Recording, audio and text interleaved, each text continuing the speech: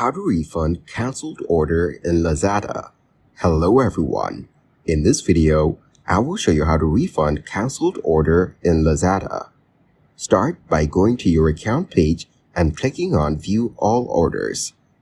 Next, select the item you want to cancel, ensuring it hasn't been packed yet by the seller. Then, click on Cancel. Then choose Decided on another product as your cancellation reason.